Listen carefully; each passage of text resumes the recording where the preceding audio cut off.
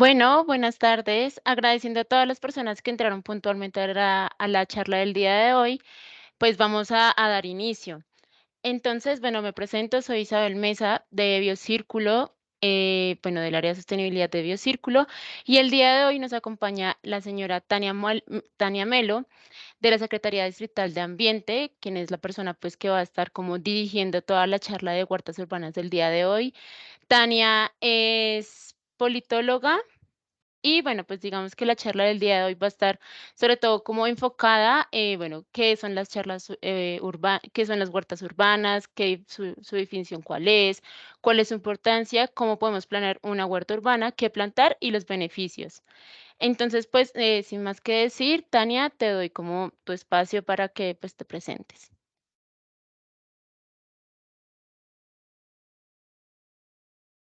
Buenas tardes a todos, mi nombre es Tania Melo y hoy lo que vamos a hablar precisamente es sobre huertas urbanas. Antes de empezar a hablar sobre qué serían las huertas urbanas, vamos a hacerles una invitación a ustedes porque el 26 precisamente fue la celebración de la preservación de los bosques tropicales. Entonces les voy a pasar un video muy cortico de 1 minuto para que entremos todos como en este espacio de sensibilización sobre la protección de los bosques.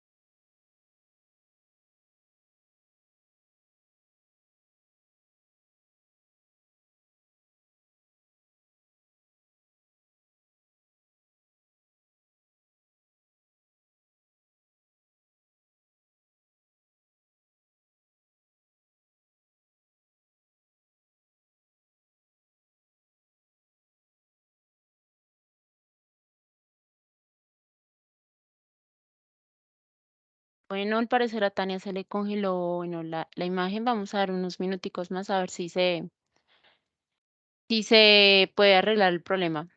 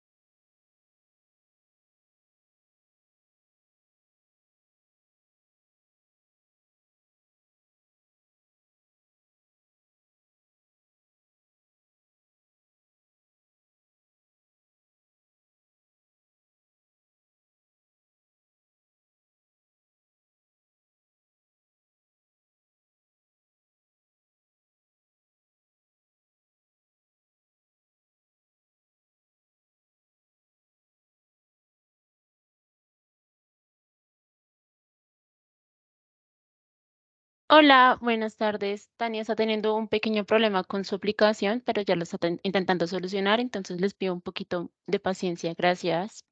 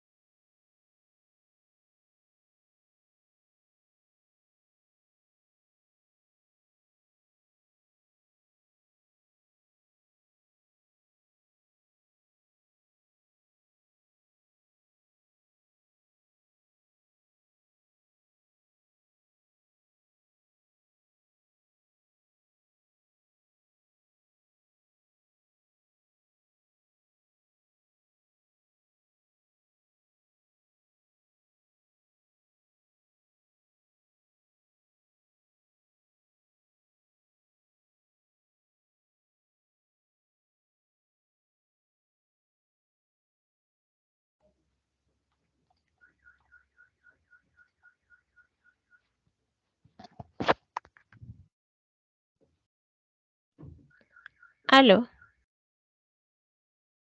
Hola, Tania. ¿me puedes por favor dar el acceso para compartir? Sí, dale.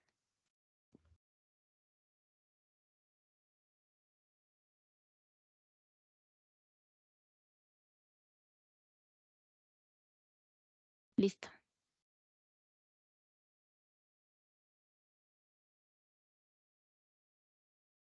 Ya te di el acceso.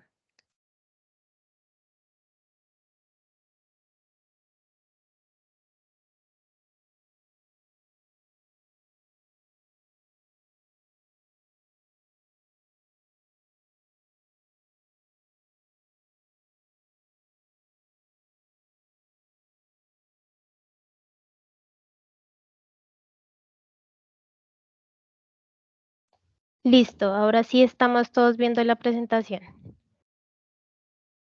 Correcto, sí, señorita. Muy bien. Entonces, como les estábamos diciendo, tenemos estas 4 divisiones en las que vamos a hablar hoy. Las huertas urbanas, la importancia de las huertas urbanas, cómo planear nuestra huerta y qué tipos de semilleros o cómo hacer semilleros, abonos orgánicos y sustratos. También en el chat vamos a estar dejándoles 2 links. Un link es para que ustedes registren su asistencia. En ese link van a encontrar tanto para dejar sus datos personales como nombre y demás, como un pequeño taller que va a ser sobre lo que vamos a ver el día de hoy, que son las huertas urbanas. Y el otro link es un link en el que ustedes nos pueden calificar de cómo les ha parecido la actividad y si tienen alguna sugerencia o comentario. Ahora sí, entrando en el tema, tenemos las huertas urbanas, que son espacios que tenemos en la ciudad que se pueden organizar para producir alimentos, plantas medicinales, abonos orgánicos, semilleros, entre otras actividades, que se da cerca a las ciudades o en las ciudades o en la periferia urbana. ¿Por qué se dieron estos fenómenos? Principalmente porque hubo una migración masiva de personas hacia la ciudad y las ciudades, siendo solamente el 3% de la superficie habitable del planeta, terminaron siendo casi el 75% de las emisiones globales de todo el CO2 en el planeta. Entonces se convirtieron en focos esenciales en donde tenemos que encontrar alternativas para poder generar procesos primero sociales y ambientales que estén todos en armonía, para poder generar alimentos, para poder ayudar a personas desfavorecidas, pero para también disminuir la cantidad de aspectos contaminantes que estamos emitiendo en el ambiente. ¿Qué nos permiten estas huertas urbanas? La producción de alimentos saludables a través de prácticas agrícolas en espacios urbanos de la ciudad, y lo que tenemos en las imágenes en la diapositiva, por ejemplo, en la de la mitad, es un edificio aquí en Bogotá que es de la Policía Nacional en el centro.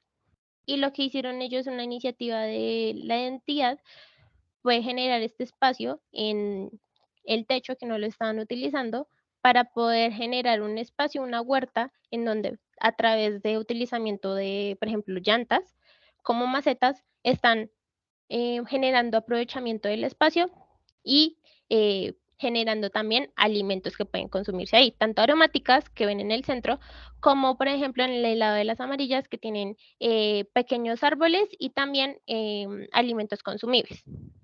En el lado de la izquierda ven ya unas mesas altas que son un jardín comunitario en un barrio de la ciudad, y en la parte derecha ya es más una urbana, en una zona urbana más cerca a lo rural.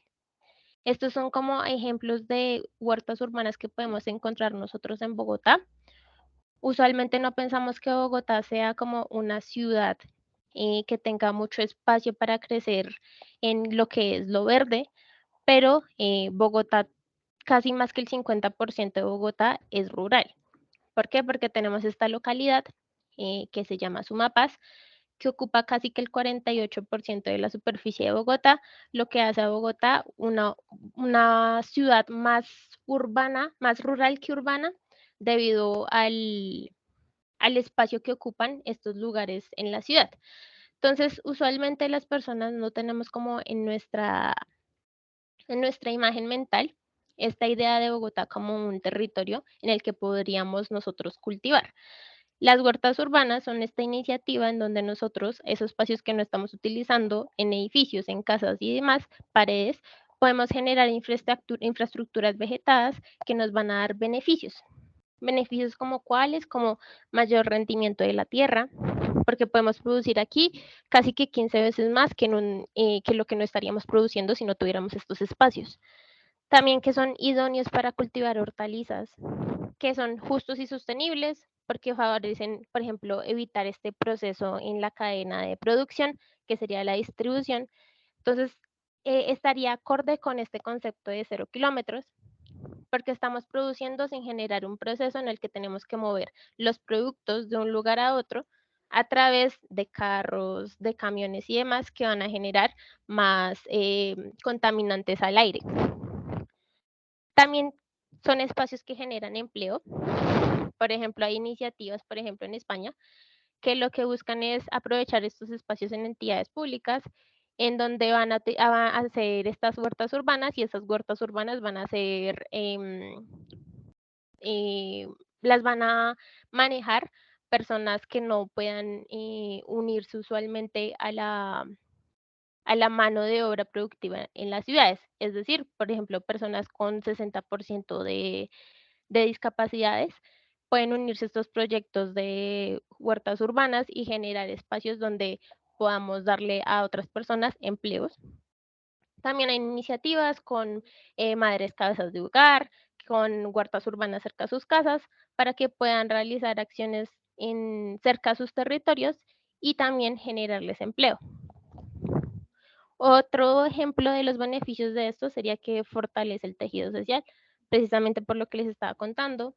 A través de estas huertas se pueden generar procesos, por ejemplo, de huertas comunitarias, en donde un barrio puede unirse para utilizar un espacio, una zona verde que no estén utilizando y generar una huerta en donde vayan a cultivar cosas que se puedan dividir entre las mismas personas de este territorio.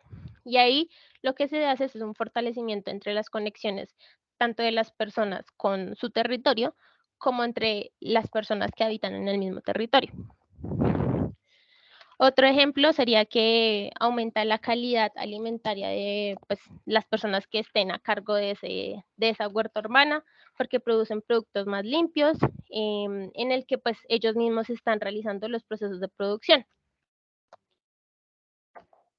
Aquí tendremos con un concepto que se llama Revolución Verde. Este concepto fue empezado en 1940 en Estados Unidos y lo que buscaba fue una renovación en la manera en la que estábamos produciendo nuestros productos agrícolas.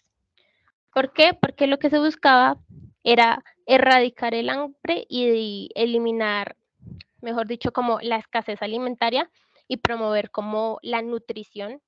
Estas personas que estaban siendo afectadas por guerras, porque no tenían los insumos para pues autosuficiar sus necesidades. De ahí salió esta revolución urbana y lo que buscaba es que con capacidades tecnológicas, con innovaciones tecnológicas y con principios científicos, modificar el medio ambiente para poder generar más opciones para generar como unos cultivos más fuertes, para generar especies que sean más fuertes a plagas o para que tuviéramos ciertas semillas que sean selectivas. Entonces de esta revolución salieron, por ejemplo, las semillas transgénicas, y de todo ello con la finalidad solamente de ayudar a este propósito de reducir la escasez alimentaria. Pero lo que produjo esta revolución verde fueron, por ejemplo, la contaminación de los cuerpos de agua subterráneos, porque utilizaban muchos fertilizantes y plaguicidas precisamente para evitar las plagas y generar como productos que fueran más fuertes respecto a lo que el ambiente estaba ya produciendo. Entonces, la innovación tecnológica que hubo en ese entonces fue los aspersores, fueron los plaguicidas, los fertilizantes, fueron las semillas transgénicas y todo ello produjo para nosotros cultivos monocultivos, que es solamente de un tipo de semillas, si lo podríamos decir así. Entonces solo producíamos un plátano, solo producíamos maíz y ese tipo de, ese tipo de cultivo era cada vez más fácil protegerlo ante las plagas que se generaban en el espacio. Pero em, en, a raíz de eso salió como una iniciativa de la sociedad pidiendo tener unos alimentos que tuvieran primero más que estuvieran más de acorde con el medio ambiente, que estuvieran eh, desde el inicio, o sea, desde el momento en que fueran plantados, que tuvieran un pensamiento ecológico, pero también que tuvieran más vitaminas, que tuvieran más contenido nutritivo por cada cultivo que generaran. Porque en esta revolución verde, cuando se empezaron a hacer los cultivos tan extensivos, lo que se generaron con las semillas transgénicas fueron eh, transformación a otros cultivos de solo un tipo, pero esos cultivos cada vez iban generando con menos vitaminas. ¿Para qué? Para que fueran más grandes, para que fueran más vistosos. Entonces de ahí empezó a salir esta iniciativa de que nosotros generáramos una producción más limpia. En esta línea de tiempo, vemos primero, pues, los sistemas de producción que teníamos con los indígenas, con los nuevos cultivos que se encontraron aquí en América, y ya después pasamos como en 1940, 1970, la Revolución Verde, empezaron a ver los primeros estudios de agroecología, los huertos ecológicos, las semillas transgénicas, estaban buscando cómo eliminar las plagas y empezaron estos avances tecnológicos que después, cuando ya en 2015 se empezó a hablar globalmente sobre estos objetivos de desarrollo sostenible y se habló del hambre cero, se empezó también a hablar de una producción más limpia, se también empezó a hablar de una producción y un consumo responsable. Entonces llegamos a lo que hoy sería la producción limpia y el consumo sostenible. Estas huertas urbanas salen y también son impulsadas también por este tipo de pensamiento de generar opciones que sean más limpias, ayuden al medio ambiente, reduzcan la cantidad de contaminantes que generamos en el ambiente y tengamos un aspecto social, que sería generar con el poco espacio que tenemos en las ciudades, por ejemplo, comida para aquellos que sí la necesitan, para aquellos que no pueden comprar comida. Entonces, estas iniciativas salen para impulsar esos propósitos. Aquí ya empezamos a hablar de cómo hacer nuestras huertas en nuestra propia casa. El primero de esos fases que tenemos que hacer nosotros cuando estamos planeando en hacer nuestra huerta es elegir el espacio en nuestra casa en donde lo vamos a hacer. Puede ser en un patio, puede ser en un balcón, puede ser en un lugar en donde haya luz solar suficiente. Cuando ya hayamos elegido ese lugar, vamos a mirar la orientación. Entonces, escogemos el lugar y esperamos que sea un lugar que tenga una orientación de norte a sur para poder aprovechar la mayor luz durante el ciclo del día. Después de eso, elegimos qué tipo de huerta queremos tener. Entonces, si tenemos que tener una huerta vertical, si tenemos un espacio para algo más grande, entonces generamos un espacio con pacas altas o de acuerdo al espacio, escogemos qué tipo de huerta podemos tener. Después, escogemos el tipo de riego. Lo más recomendado son los sistemas de riego localizado, es decir, riegos de goteo en los lugares específicos donde se encuentran las semillas o donde se encuentran las plantas. ¿Por qué? Porque este tipo de riego favorece al ahorro de agua, que es algo en lo que tenemos que pensar si estamos pensando en hacer un tipo de huerta que sea sostenible. También tenemos microaspersores o ya manualmente a través de una regadera, una manguera. Y lo que se suele recomendar en este tipo de espacios es que si ustedes lo van a hacer un riego manual y lo hacen desde el agua que tienen en sus casas, Esa agua usualmente tiene cloro, entonces sacamos el agua, la guardamos en un recipiente y esperamos una noche entera, 4 horas, a que se quite el cloro del agua, disminuya su cantidad en el agua y después sí podemos utilizar esa agua para regar nuestras huertas, para regar nuestras matas. De esa manera pues no le vamos a poner cloro a lo que estamos produciendo. Después tenemos un sustrato.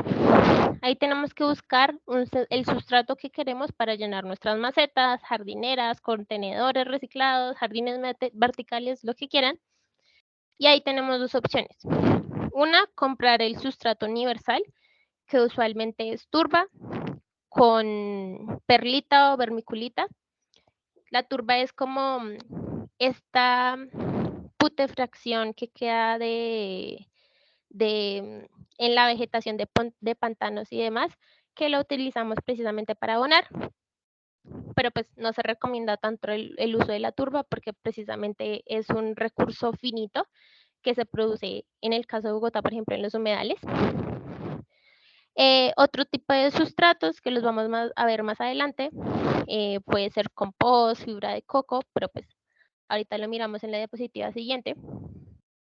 Seguiríamos con qué tipo de semillas o plántulas queremos utilizar en nuestras huertas. Entonces, aquí podemos optar por semillas aromáticas, podemos optar por empezar con tomates, por cebollas, por este tipo de alimentos que ahorita vamos a ver más a profundidad. Y tenemos que plantarlos 15 centímetros o 10 a 15 centímetros separados entre sí para darle espacio a que pues ellos crezcan y a que reciban todos los nutrientes necesarios. Ya más adelante hablamos de cómo hacer esos semilleros. Después tenemos la necesidad de unas herramientas para la jardinería, entonces unos rastrillos para darle a la tierra un poco de oxígeno y tenemos unas palas donde cavar para poner nuestras semillas. Aquí tenemos de los semilleros. Estos semilleros pueden ser contenedores reusados o semilleros ya comprados, pueden ser macetas, pueden ser botellas cortadas a la mitad, lo que tengamos a la mano. Y ahí lo que debemos tener es un acerrín o una cascarilla de arroz y compost. Eso tiene que ser más que la cantidad de tierra que pongamos en el semillero.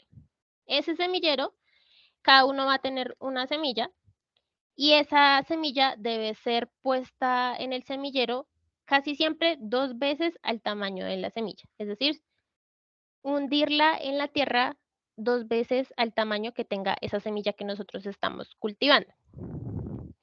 Esta es una opción de la que nosotros podemos empezar nuestra huerta.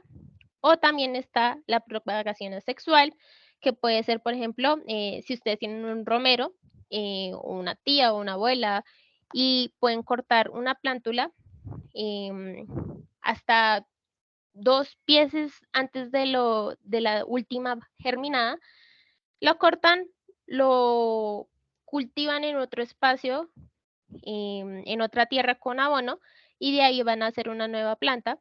O también pueden optar por otras opciones, como por ejemplo, con la cebolla que ya hayan utilizado, pueden cortarla por la mitad para que vuelva a crecer y empezar su cultivo de cebolla por ese lado.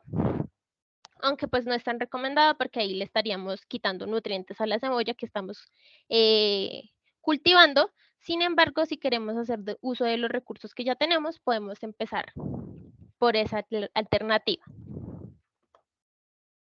Aquí tenemos cuáles sustratos tenemos para nuestros huertos.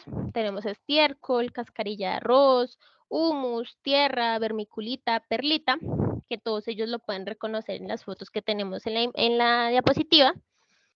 Y pueden hacerse diversas combinaciones entre ellos para darle más oxígeno a la tierra, para darle más oportunidad para que crezcan nuestras semillas.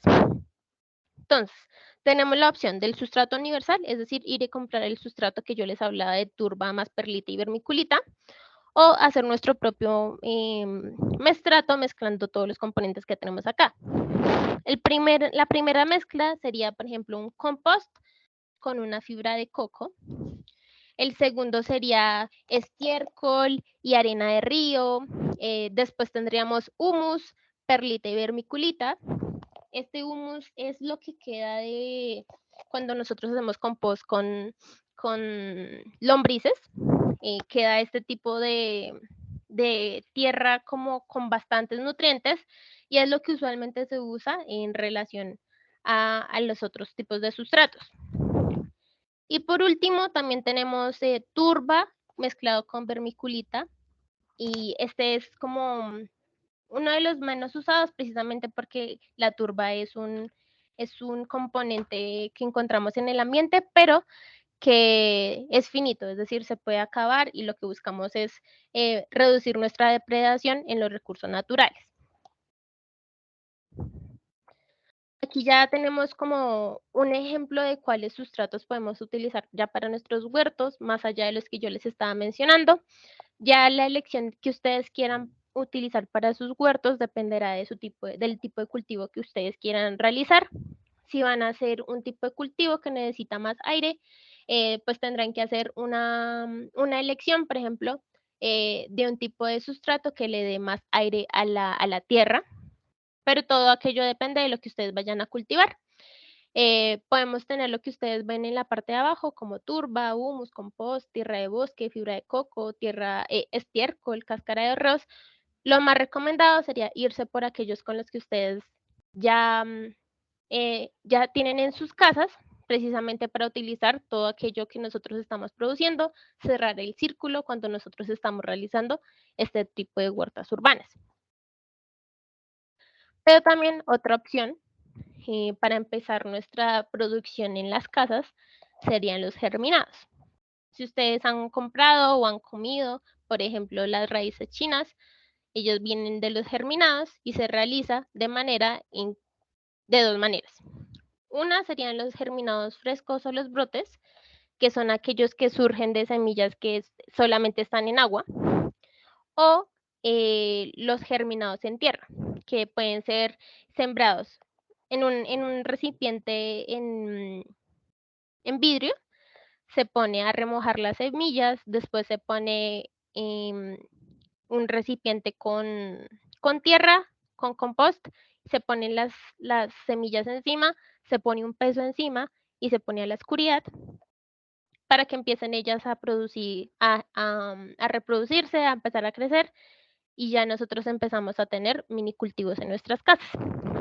Estos germinados se suele recomendar que se coman frescos porque son precisamente como muchas veces se le llaman superalimentos, porque están llenos de vitaminas, tienen todas las vitaminas necesarias en pequeñas cantidades y nosotros lo podemos crecer fácilmente en nuestra casa.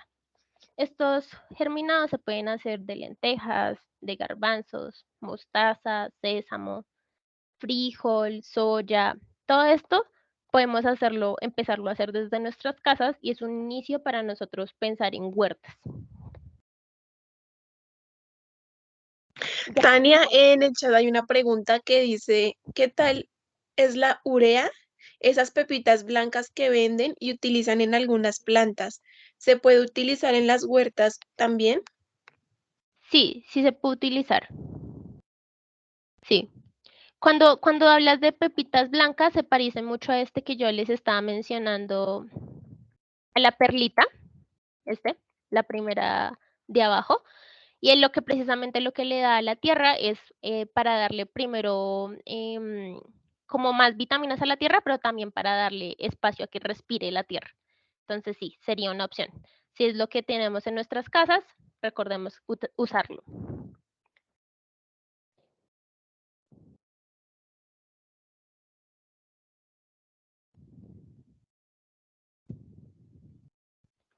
Ahí, listo.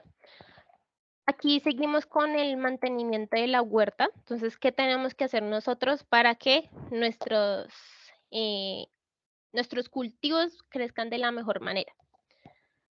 Uno, de los más importantes es la rotación de los cultivos y la asociación de cultivos. La rotación de cultivos se refiere a que nosotros plantemos diferentes cultivos de manera secuencial en la misma tierra, o sea, en el mismo espacio de tierra, para que podamos optimizar los nutrientes, para que combata a la presión de peleas entre plantas y plantas o para combatir las plagas y las malezas. Entonces, ¿cómo realizamos nuestra rotación de cultivos? Primero, escogemos o si empezamos por cultivos que son muy exigentes, por ejemplo, el tomate, el chile, seguimos después a cultivos que sean medianamente exigentes, como la lechuga, como hortalizas de hoja. Después de estos cultivos que son medianamente exigentes, pasamos a los que son poco exigentes, como son los rábanos, las zanahorias, las cebollas. Y después, por último, o bueno, esto sería ya un círculo, entonces después seguiríamos a los cultivos que son recuperadores, que son ya las legumbres. Entonces, de acuerdo a donde ustedes hayan empezado, si empezaron primero por lechugas, entonces después de las lechugas pasamos a rábanos o zanahorias, después de eso pasamos a otras legumbres y por último a los tomates. ¿Listo? ¿Para qué? Por ejemplo, hay personas que dicen, no sé, en la misma pedazo de tierra yo estaba cultivando un tomate, me salió el tomate y después de eso no me volvió a salir otro tomate nunca en la vida. Es porque el tipo del suelo no tiene las suficientes vitaminas, los suficientes elementos para que vuelva a crecer el tomate. Entonces vamos a cambiar a otro cultivo para darle espacio a que la tierra respire y después volvemos al tomate después de las 4 estaciones, ¿sí? Ya después con la asociación de cultivos, se refiere a que nosotros pongamos ciertos cultivos cerca a otros cultivos para darle beneficios. Por ejemplo, que le espante ciertas plagas, ciertos animales, que se complementen entre sí. Por ejemplo, la cebolla cerca a la zanahoria. O, en su caso, evitar plantar ciertos cultivos cerca a otros porque no se dan. Por ejemplo, la sandía con el melón o con la calabaza, todo junto no funcionaría. Por ejemplo, las habas con las lentejas tampoco funcionaría. Y algo que sí es recomendable hacer es plantar plantas florales o aromáticas cerca a nuestros cultivos, por ejemplo, unos romeros, una salvia, un tomillo, porque lo que va a hacer es aumentarle como es em, aumentarle como la fuerza que tienen contra las plagas, ¿sí? Esto es lo que van a hacer los aromáticos. Ya seguimos a otras fases de cómo mantener nuestra huerta. Y aquí sería, por ejemplo, examinar nuestra tierra, mirar si tiene malezas, arrancar malezas, porque tenemos que examinar y ver si las malezas están afectando a nuestros cultivos, si le están robando los nutrientes. Tenemos que abonar esa tierra. Tenemos que limpiar bien nuestros recipientes y herramientas. Por ejemplo, si estamos utilizando macetas y vamos a cambiar nuestro cultivo de tomate por uno de lechuga, entonces vamos a sacar esa tierra, vamos a limpiar las tijeras y vamos a utilizar tijeras, vamos a limpiar las palas para que no haya, no se propicien enfermedades cuando estemos realizando nuestro cultivo. Tenemos que podar. En el caso de las huertas urbanas, quiere decir casi que siempre quitarle las hojas muertas y secas para que las plantas prioricen aquellas que estén saludables. Y también regar. Lo que se recomienda con el riego es que se haga el riego usualmente en las horas de la mañana o en las horas ya de muy tarde, casi noche. Primero, ¿por qué? Porque cuando está el sol y acabamos de regar, podemos hacer que se nos quemen nuestras plantas y también porque con el sol y pues, cuando se calienta la tierra, se va a ir más rápido el agua, o sea, se va a evaporar más rápido y la planta no va a poder capturar todo el agua que necesita. Entonces, por eso se recomienda regar muy por la mañana o muy por la noche. Ya después llegamos a cómo manejar nuestros residuos y hacer abonos. Entonces, cada vez que nosotros cocinamos, cada vez que nosotros estamos en nuestra casa, generamos unos residuos que pueden ser usados en compostaje. ¿Esto qué quiere decir? Que nosotros vamos a realizar un proceso en donde a través de distintas capas vamos a vamos a imitar el proceso de descomposición y vamos al final a tener una tierra que tenga abono, y ese abono es lo que vamos a utilizar para nuestros cultivos, para nuestras huertas urbanas. Si son procesos que están siendo realizados en un conjunto, en un barrio, entonces podemos realizar, por ejemplo, que serían las pacas digestores. Estas pacas son cajas de madera con solo 4 lados, no tienen una base. Y lo que se hace ahí es aprovechar los residuos que salen de nuestra cocina y de nuestro jardín. En estas pacas, con media tonelada de lo que nosotros producimos, tenemos 150 kilogramos de abono en 6 meses. ¿Cómo se hace? Tenemos solamente una proporción de 50-50. 50% los residuos que salen del jardín, como hojas secas, como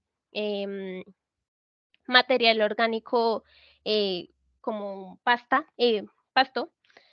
y el otro 50% ya sería lo que sale de nuestra cocina, es decir, alimentos preferiblemente que no sean cocinados, es decir, las cáscaras, lo que hayamos cortado, lo que ya no nos comimos, eso lo podríamos poner en estas pacas y al resultado tendríamos una especie de abono que nos sirve para alimentar a nuestros cultivos. Pero también tenemos esta opción de lombricultura, que yo les estaba mencionando cuando le hablaba de los sustratos. El humus en específico sale de este tipo de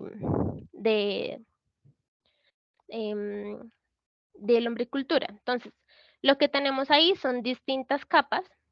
En estas capas lo que hacen las lombrices es comerse todos estos desechos orgánicos y convertirlos después en humus, que es precisamente lo que defecan ellos.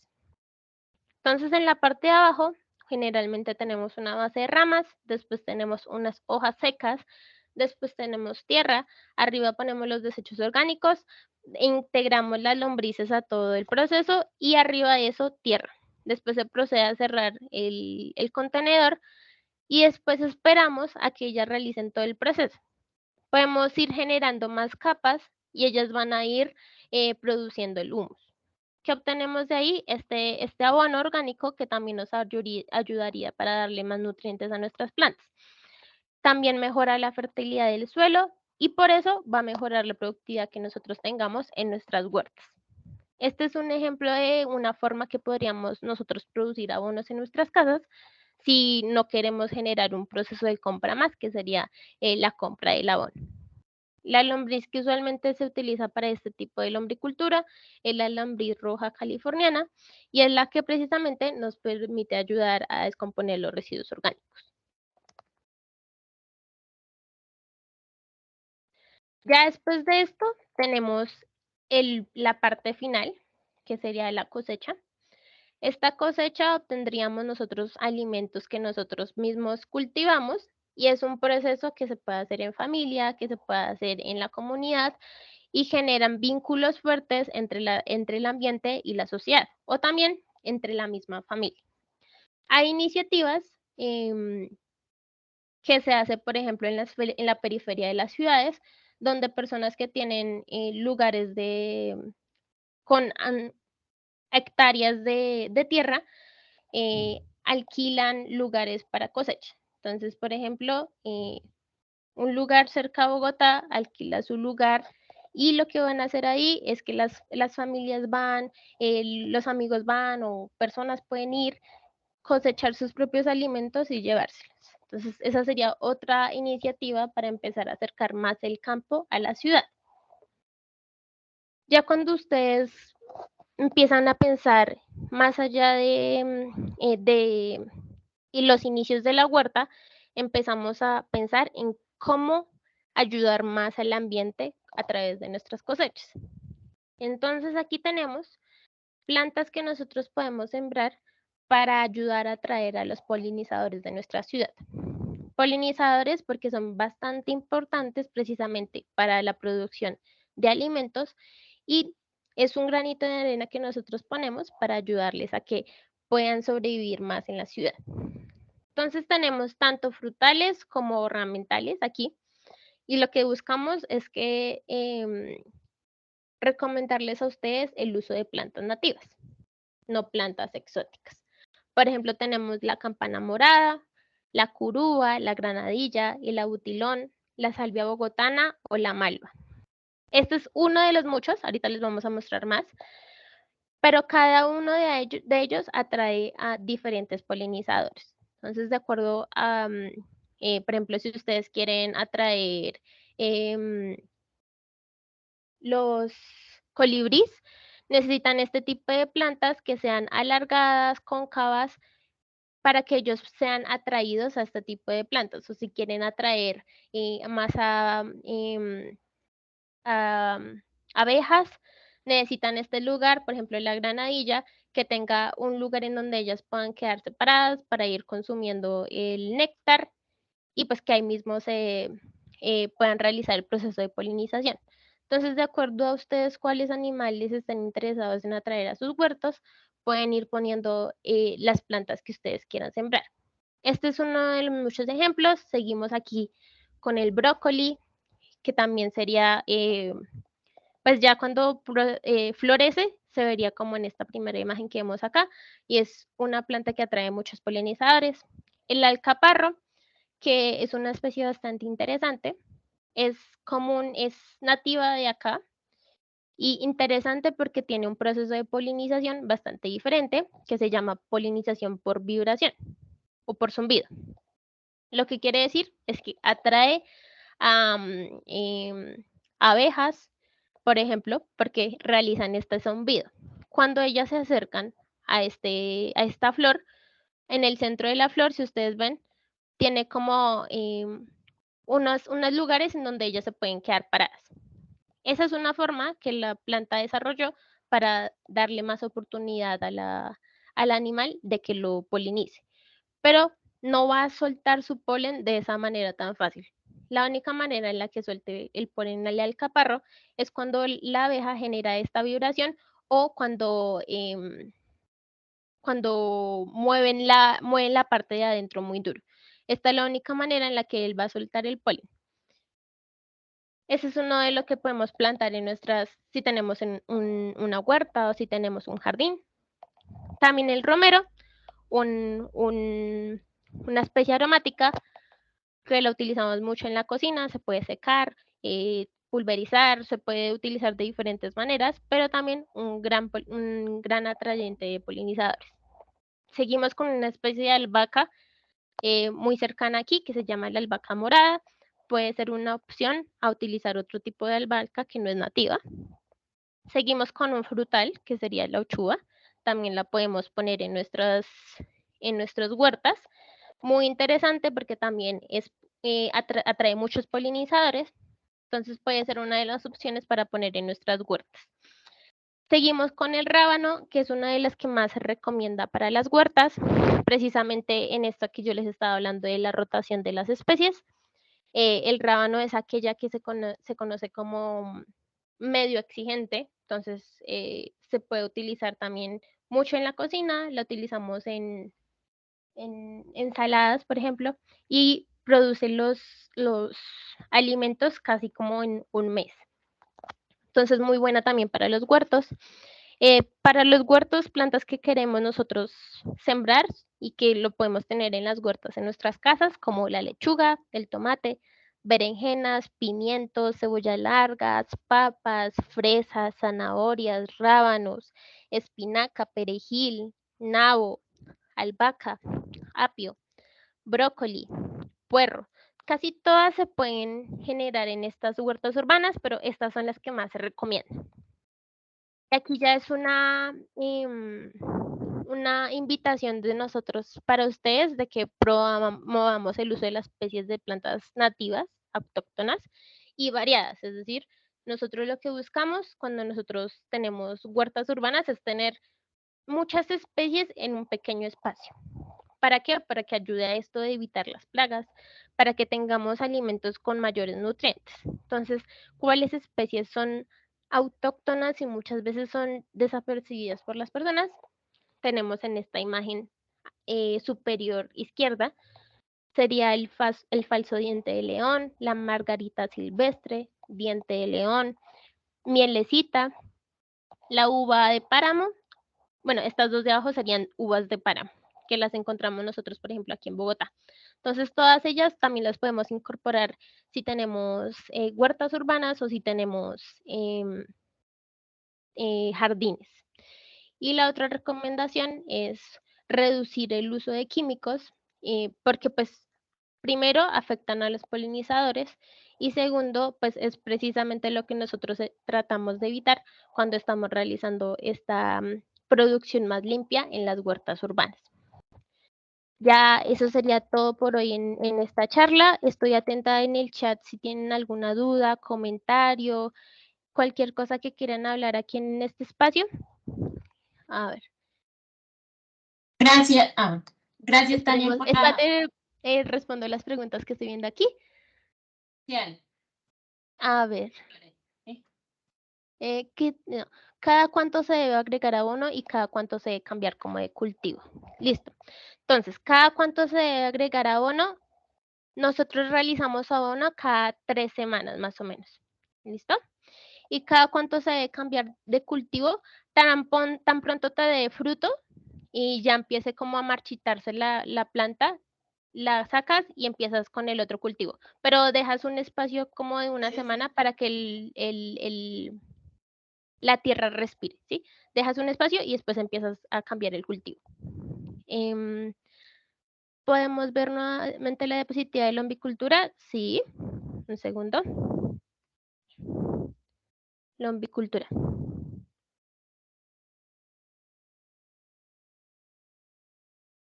Digamos, Tania, en cuanto a esta, bueno, a esta slide de la lombricultura, yo tenía una duda. Digamos, uno cómo controla o se hace como el manejo de plagas, no sé, tipo roedores, también como los olores que se pueden producir, ¿cómo sería pues como el manejo de estos factores? Aunque yo me sé la respuesta. Pues usualmente, o sea, pues sí tienen aspectos negativos cuando se habla de lombricultura, pero con esta en específico se reduce mucho en las plagas, ¿no? No tiene como tanto aspecto de plagas, pero lo que hay que hacer es evitar la humedad en los desechos que nosotros estamos poniendo, en las hojas secas, también pues precisamente para evitar el crecimiento de hongos y también ir revisando cada vez. Y también se tiene que sacudir para que haya como un espacio para que respire y no esté concentrado esos desechos en esta parte. Entonces se sacude para evitar, cada cierto tiempo, para evitar que se produzcan los hongos y demás. Y respecto a ratones, olor, precisamente es como una de las cosas que se considera como negativo de las huertas urbanas o del compostaje, pero pues algo con lo que tenemos que lidiar. Entonces, podemos poner este tipo de estructuras lejos de los lugares en los que estamos habitando o podemos poner trampas y demás, pero pues es algo en lo que tenemos que convivir cuando hablamos de generar procesos limpios y evitar como generar más daño al ambiente. Sí, sí, digamos, sí, como el factor de, todo este factor de la aireación es súper importante para estos temas. Gracias. Si quieres, continuamos con las preguntas del chat. Los restos de cocina, bueno, este es un debate que se tiene sobre los restos de comida cocinada. Muchos dicen que no, precisamente porque cuando se cocinan pierden los nutrientes. Entonces, pues la mayoría coinciden en que deberían usarse los restos de comida que no hayan sido cocinados. Los restos de comida cocinados, por ejemplo, cuando hablamos de la separación en la fuente, se dicen que van en la bolsa negra, ¿no? En la bolsa de residuos no aprovechables. Pero pues hay otras personas que consideran que para reducir la cantidad de residuos que estamos generando, también deberíamos ponerlo en el compost, aunque no van a generar tanta, o sea, como no tienen tantos nutrientes, pues no van a darle tantos nutrientes precisamente a nuestro compost. ¿Cómo sé si la tierra que voy a empezar a trabajar está apta para cultivar? Entonces, pues nosotros utilizamos usualmente la tierra que tenemos a nuestro alcance, ¿no? Entonces, en un parque o cerca de nuestras casas. Pero la manera de darle a esa tierra como más nutrientes es precisamente a través del abono, del compost, de darle más nutrientes a la tierra para que tenga más fuerza y puedan crecer más nuestros cultivos. Entonces, se recomienda usualmente usar la tierra que tenemos a nuestro alcance, pero darle más nutrientes de los que ya vienen en esa tierra. Entonces, a través del compost que estábamos hablando, a través de, por ejemplo, cáscaras de huevo y demás. ¿Sí? Isabel. Sí, dale. Listo. Entonces, a través de cáscaras de huevo, podemos, por ejemplo, hacer repelentes naturales con ajo. Entonces, este tipo de acciones lo que hacen es darle más nutrientes a nuestra tierra. Seguimos. El acerrín también se puede poner en la mezcla con tierra y también le va a dar aire a nuestro cultivo. Listo. Eso sería todo. ¿Alguna pregunta más? Por favor, no se les olvide llenar el taller que utilizamos nosotros como asistencia y la encuesta de percepción por si ustedes tienen algún comentario. No se les olvide, por favor.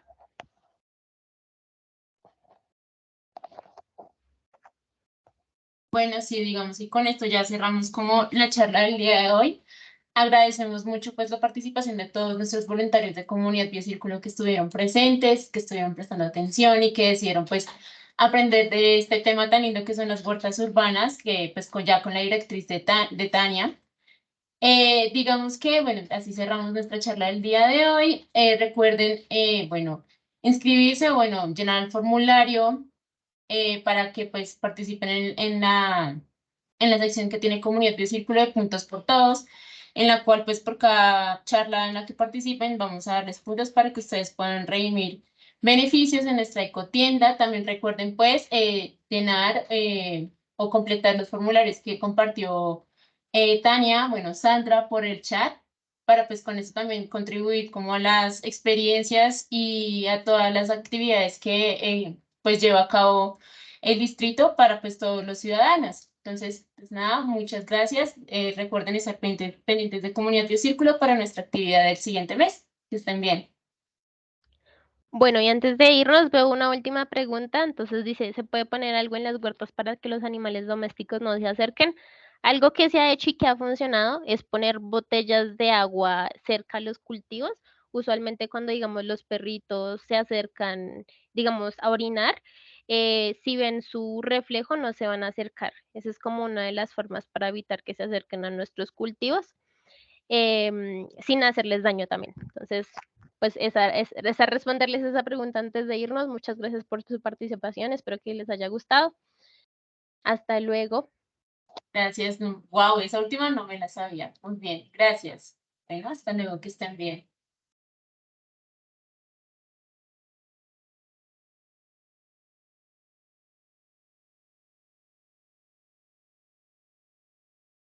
Sí, utilizar agua lluvia.